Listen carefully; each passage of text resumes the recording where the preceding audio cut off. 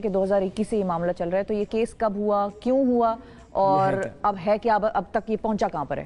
دیکھیں، یہ basically issue یہ تھا کہ مختلف ممالک تھے، جنوبی افریقہ، ڈنمارک، انگلینڈ اور جاپان اور دیگر ممالک میں اردو میں اور ان ملکوں کی زبانوں میں یہ ترجمہ کر کے بھیجا جا رہا تھا قرآن پاک کا۔ اچھا، یہ ترجمہ جو تھا یہ غلط تھا۔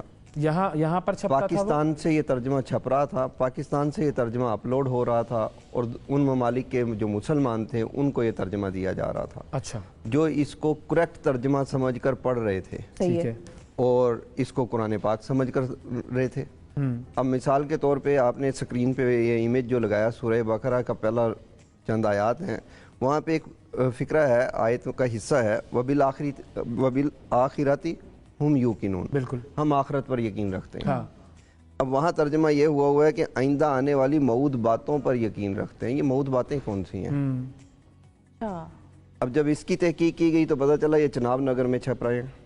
چناب نگر میں؟ چناب نگر ہے، چناب نگر میں، جی ٹھیک، چنوٹ کے اندر بڑا مشہور جگہ ہے۔ بالکل بالکل، وہاں یہ 2013-14 سے، جی احمدیہ کمیونٹی سے ربوہ اس کا دوسرا نام ہے، وہاں پر یہ چھپ رہے تھے۔ وہاں 2013-14 سے یہ رپورٹس آ رہی تھیں، ہم نے درخواستیں دی، وزیر اعظم کو درخواستیں دی، ہیومن رائٹس سیل جو سپریم کورٹ کا ہے وہاں درخواستیں دی، ہر اس جگہ پر درخواستیں دی گئی جہاں پر کوئی اثر شنید ہو سکتی تھی۔ اور یہ جو چھپ رہے تھے اس کے بعد یہ باہر کی دنیا میں صرف باہر کی دنیا میں بھی جا رہے تھے، پاکستان میں بھی جا رہے تھے، ہر جگہ جا رہے تھے، یہ پوری دنیا میں پھیل رہے تھے یہ، اور ان کی جو طباعت تھی وہ بقیہ طباعت سے زیادہ سپیڈ سے تھی۔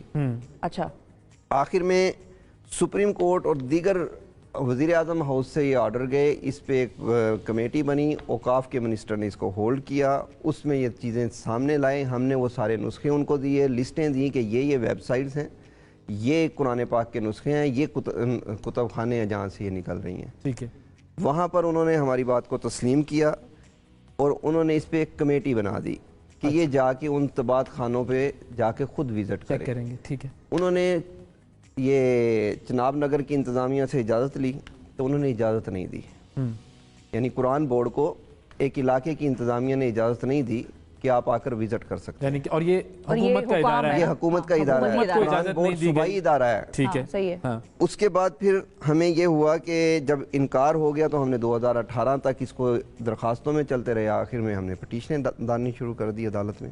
ٹھیک ہے، یہ پٹیشنیں ڈالی گئیں، اس میں جو جسٹس صاحب تھے انہوں نے تمام کمیونٹی کو سنا، احمدیہ کمیونٹی کو بھی سنا، صحیح ہے، اور وہاں احمدیہ کمیونٹی نے یہ کلیم کر دیا کہ یہ بیسیکلی ہمارے پرنٹنگ پریس ہی نہیں ہے، اچھا، ہم چھاپ ہی نہیں رہے یہ ایسا کچھ بھی۔ ٹھیک ہے، اس پر ہم نے سارے نسخے دیے، فیصلہ ہو گیا، فیصلے سے دوسرے دن بعد یہی نسخے وہاں مدرسۃ الحفظ ہے جو احمدیہ کمیونٹی کا ان کا سرکاری مدرسہ سمجھ لیں، وہاں پر موجود تھے، وہاں پر یہ تقسیم کیے گئے نسخے۔ تو عدالت نے فیصلہ کیا دیا تھا؟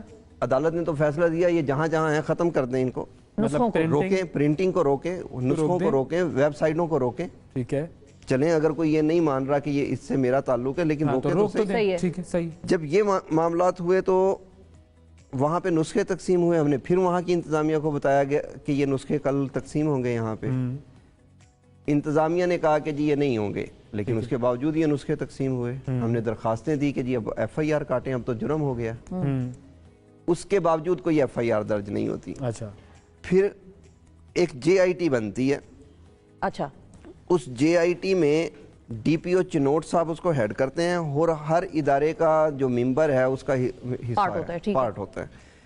اس کے باوجود وہ رپورٹ یہ آتی ہے کہ ہم جھوٹے ہیں وہ سچے ہیں، آپ لوگ درخواست گزار، جی ہم درخواست گزار جھوٹے ہیں۔ یہ رپورٹ کس نے دی؟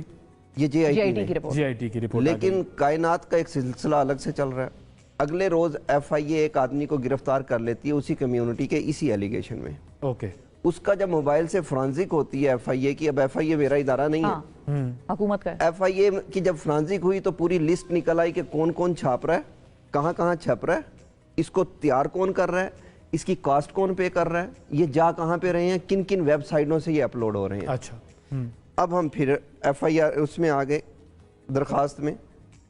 اب جیسے یہ انویسٹیگیشن کمپلیٹ ہونے لگی تو میں اوپنلی ایک نام لیتا ہوں، شاہد جاوید ڈی آئی جی صاحب تھے اس ٹائم پہ، انہوں نے اپنا اثر و رسوخ کروا کے اس انویسٹیگیشن کو سپریس کر دیا، رکوا دیا۔ اچھا، پھر اس کے بعد یہ लेकर जाते रहे हम, और हमें वहाँ चिनोट से भी शिकायतें आई कि यहाँ पे टीमें चल रही हैं कि वो कहते हैं पुराना तर्जुमा दे दें, पुराना कुरान पाक दे दें, नया ले लें। अच्छा, लोगों के घरों में लोगों के घरों में जाके फ्री वो दे रहे थे। सही है। जब जाके चेक किया तो वो फ्री ये वाला था, गलत तर्जमे वाला, गलत आयात वाला। हमने दोबारा पिटीशन दायर की, लाहौर हाई कोर्ट ने उस पिटीशन पे ऑर्डर किया कि ये तमाम के तमाम हो रहे हैं काम। इनको तंबी की, कुरान बोर्ड को भी हर उसको तंबी की गई और इस सारे मटेरियल को रोकने के ऑर्डर किए गए। इम्प्लीमेंटेशन आज तक नहीं हुई। 2 मरतबा वज़ीर आला पंजाब को बुला लिया गया, जो कि हैं उस वक्त के बुज़दार साहब थे। सही है। उसके बाद अब दोबारा कंप्लाइंस के लिए प्रिंसिपल सेक्रेटरी हैं वज़ीर आज़म के तलब, प्रिंसिपल सेक्रेटरी हैं वज़ीर आला के तलब कि ये क्या चीज़ है। अब आपका देखें, कंप्लाइंस रिपोर्ट देनी थी इन्होंने, सारे नुस्खे जो हैं वो कब्जे में लेने हैं, सब कुछ वो कुरान प्रिंटिंग प्रेस को रोकना है, प्रिंटिंग प्रेस को तो अब रोकना ये है। करेगा कौन? इस ऑर्डर की इम्प्लीमेंटेशन कौन कराएगा? क्योंकि अदालत का हुक्म है तो वो तो कंटेम्प्ट ऑफ कोर्ट में हो जाएगा मामला। अगर ये कंटेम्प्ट ऑफ कोर्ट लगी हुई है अब। जी।